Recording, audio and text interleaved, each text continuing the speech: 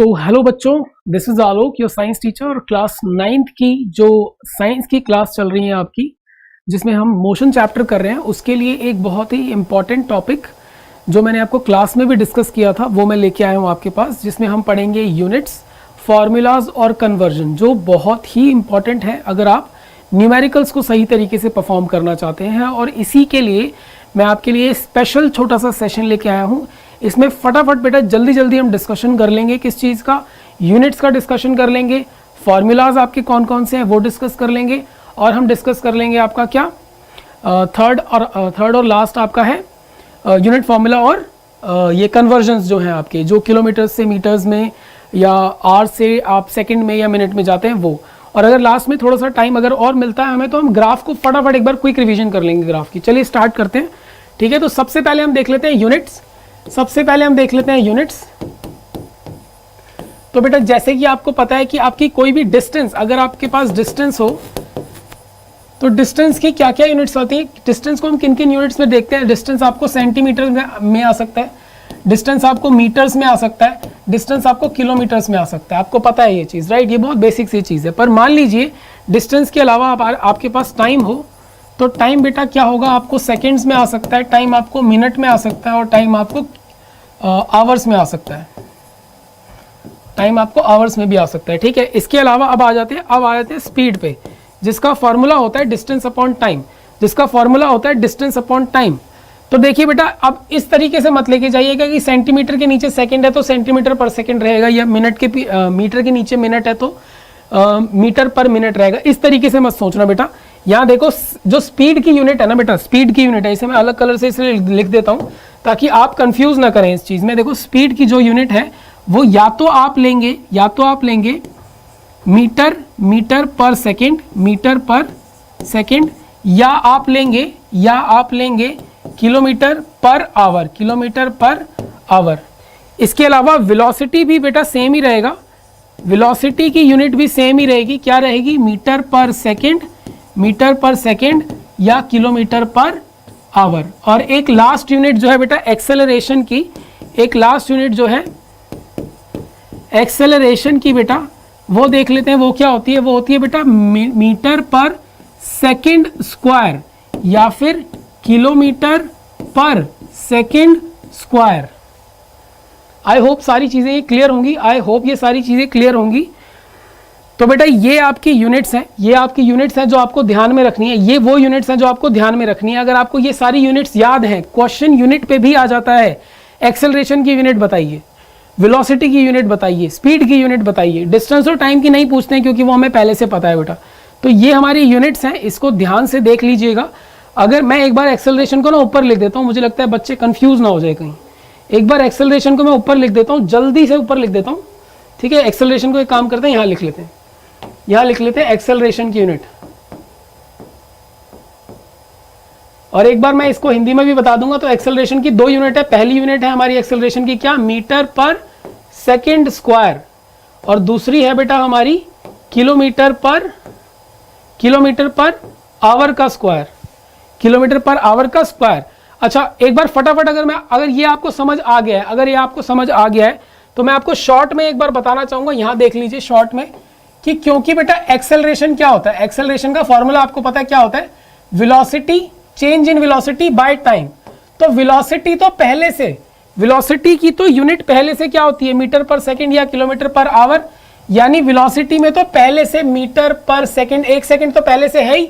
ये जो एक सेकंड लिखा हुआ है ये तो पहले से है, और इसके लिए भी एक सेकंड यूज होता है। देखिए यहाँ पे एक सेकंड तो हमारे पास पहले से है ही, और एक ये और सेकंड आ गया इस टाइम की वजह से। इसीलिए एक्सेलरेशन की जो यूनिट हो जाती है बेटा वो मीटर पर सेकंड स्क्वायर या फिर किलोमीटर पर आवर का स्क्वायर हो जाता है, ठीक है। अगर आपको ये सारी चीजें समझ आ गई तो एक बार मैं हिंदी में फटाफट बता देता हूँ। सिर्फ नाम, डिस्टेंस यानी दूरी, टाइम यानी समय, स्पीड यानी गति, वेलोसिटी यानी वेग, और एक्सेलरेशन यानी त्वरण।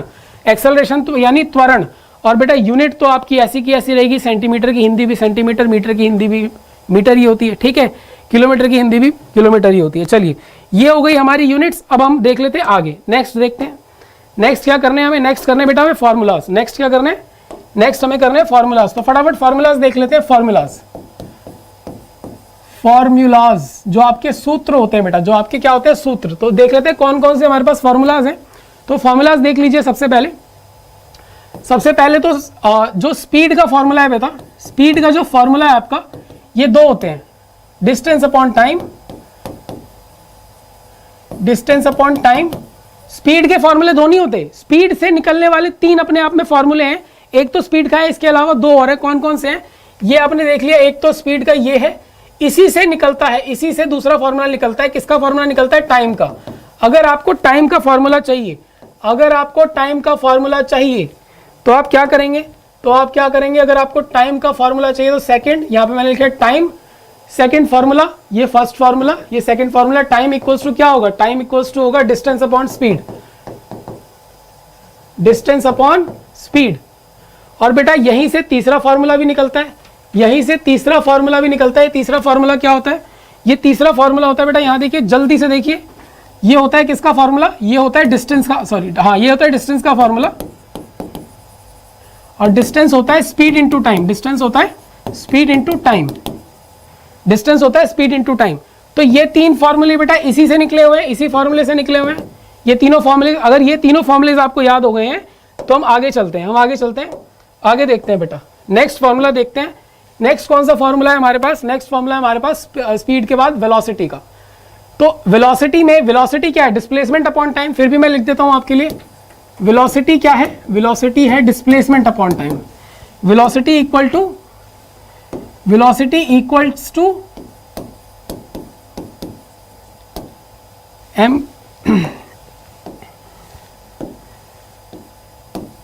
वेलोसिटी है डिस्प्लेसमेंट अपॉन टाइम। अगर मैं हिंदी में कहूं तो यह विस्थापन को आप किससे भाग करते हैं? समय से भाग करते हैं। अब आ जाते हैं बेटा जो इंपॉर्टेंट फॉर्मूलाज है हमारे, एवरेज स्पीड का, एवरेज स्पीड का, और एवरेज वेलोसिटी का, और एवरेज वेलोसिटी का, और इसके बाद एक्सेलरेशन का। एवरेज स्पीड, एवरेज वेलोसिटी और एक्सेलरेशन का आपको फॉर्मूला देखना है। एवरेज स्पीड का फॉर्मूला होता है टोटल डिस्टेंस कवर्ड, जो आपने टोटल डिस्टेंस कवर किया है, divided by total time taken, total time taken. मान लीजिए आपने तोड़ तोड़ के मतलब भाग, अलग अलग हिस्सों में, एक आपने डिस्टेंस कवर किया d1, एक आपने डिस्टेंस कवर किया d2, एक आपने डिस्टेंस कवर किया d3, एक आपने डिस्टेंस कवर किया d3। तो इस सिचुएशन में आप तीनों को क्या करेंगे? प्लस करेंगे, तीनों को प्लस करेंगे, और नीचे क्या करेंगे? Total time. टोटल टाइम क्या होता है? t1 plus t2 plus t3, ठीक है ना? ये एक फॉर्मूला हो गया। इसके बाद आ जाते हैं एवरेज वेलोसिटी का फॉर्मूला। एवरेज वेलोसिटी का फॉर्मूला होता है बेटा वेलोसिटी, जितनी भी वेलोसिटीज हैं आपकी, जितनी भी वेलोसिटीज हैं अपॉन नंबर ऑफ वेलोसिटीज। मान लीजिए आपने तोड़ के तीन अलग अलग वेलोसिटीज में आपने क्या किया? डिस्प्लेसमेंट कवर किया, v1, v2, v3, और जितनी वेलोसिटीज हैं उसी नंबर से आपको इसको डिवाइड करना है। ये हो जाएगा आपका एवरेज वेलोसिटी का फॉर्मूला। नाउ एक्सेलरेशन, ये क्या होता है? v minus you upon T, v minus you upon T, यानी जो फाइनल वेलोसिटी है minus initial velocity upon T. जो आपका आखिरी वेग था उसमें से आपका जो शुरुआती वेग था उसको माइनस करें, उसको घटाएं, और उसे भाग करें किससे? समय से। उसके बाद अगर मैं फॉर्मूलाज की बात करूं, इसके बाद आपकी तीन जो फॉर्मूलाज हैं जो काइनेमेटिक्स इक्वेशन के थे वो है, number 1 v equals to u plus a t, v equals to u plus a t. Second है आपका s is equals to u t plus half a t square, और तीसरा है बेटा आपका, तीसरा है v square minus u square equals to 2as। बेटा बस इतने फॉर्मूलाज हैं आपके। ये आपका फॉर्मूला का सेक्शन हो गया। इससे पहले मैंने आपको यूनिट करा दी। अब एक लास्ट चीज जो हम करने वाले हैं, वो देख लीजिए, वो है यूनिट कन्वर्जन। वो क्या है? Unit conversion. तो यूनिट कन्वर्जन देख लेते हैं।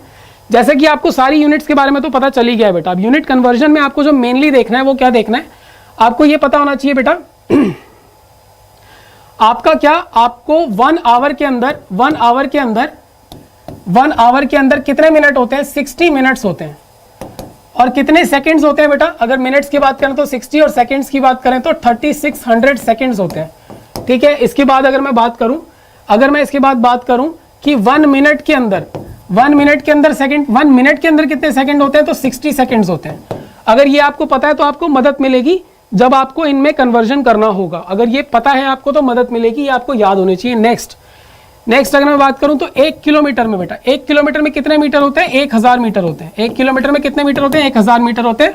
और अगर सेंटीमीटर की बात करूं तो 1 लाख सेंटीमीटर होते हैं। कितने? 1 लाख सेंटीमीटर होते हैं। ठीक है, इसके बाद अगर मैं बात करूं कि 1 मीटर में कितने सेंटीमीटर होते हैं, तो 100 सेंटीमीटर होते हैं। 1 मीटर में कितने सेंटीमीटर होते हैं? 100 सेंटीमीटर होते हैं। ठीक है बेटा, ये आपको पता चल गया। इसके बाद दो इंपॉर्टेंट चीजें जो आ जाती हैं, कि अगर आपको किलोमीटर पर आवर को चेंज करना है, किसमें? मीटर पर सेकंड में चेंज करना है, तो आप इसे मल्टीप्लाई करेंगे 5/18 से, नंबर 1। और नंबर 2 है आपका कि अगर आपको मीटर पर सेकंड को चेंज करना है, किसमें? किलोमीटर पर आवर में, तो आप इसे क्या करेंगे? आप इसे मल्टीप्लाई करेंगे 18/5 से। ये मैंने आपको आज की क्लास में भी कराया था वैसे बेटा, लेकिन फिर भी आप ये चीज याद रखिएगा, ये चीज कन्वर्जन के लिए बहुत इंपॉर्टेंट है। एक लास्ट चीज और देख लेते हैं।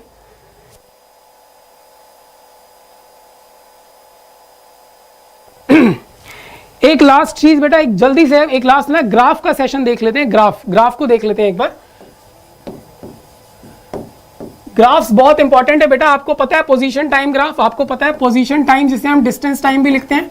दूसरा आपका वेलोसिटी टाइम ग्राफ, तीसरा है आपका क्या? Acceleration time graph.